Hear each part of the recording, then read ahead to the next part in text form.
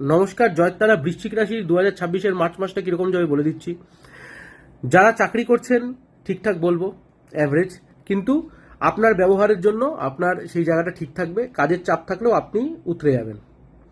যারা ব্যবসা করছেন একটু প্রেশার আসবে, ব্যবসায়িক রাইভেলরি বাড়তে পারে, আপনার পেছনে আপনার কেউ ক্ষতি করতে পারে। ব্যবসার ক্ষেত্রে বলছি, আপনার প্রোডাক্ট নিয়ে দেখা গেল কেউ ভুল বোঝাচ্ছে, যে আপনার ক্ষতি চায় সে অন্য কাউকে ভুল বোঝাচ্ছে, আপনার ক্লায়েন্টদের ভাঙার চেষ্টা করছে, এগুলো হতে পারে।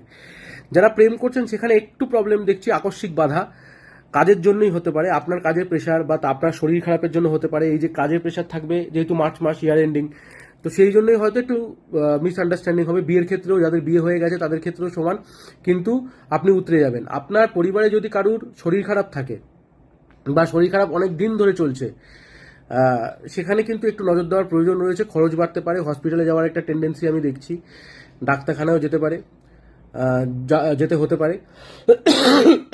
সরি। আপনি নিজে এই মাসটাতে সুস্থ থাকলেও মাসেল পেন হবে, একটু সারা শরীরে একটু যন্ত্রণা বোধ, একটু সর্দি কাশি, গলায় ব্যথা, এগুলো থাকবে। আপনি নিজে এই মাসে কোথাও ইনভেস্ট করবেন না, কোনো জমি বাড়ি গাড়িতে ইনভেস্ট করবেন না, বুঝে শুনে ইনভেস্ট করবেন, কারণ এই মাসটাতে এই কোনো যোগ আমি দেখছি না, টাকা ডুবে যেতে পারে। যারা কোনো কোর্স করছেন, নতুন কোনো কোর্স করছেন, পড়াশুনো নিয়ে কোনো কোর্স করছেন বা কোনো ডিপ্লোমা কোর্স করছেন, তাদের জন্য কিন্তু ভালো সময়, আপনি করতে পারেন বা আপনি ভর্তিও হতে পারেন। আর নিজের কুণ্ডলি চেক করার জন্য উপরে দেওয়া নম্বরে যোগাযোগ করুন। ধন্যবাদ।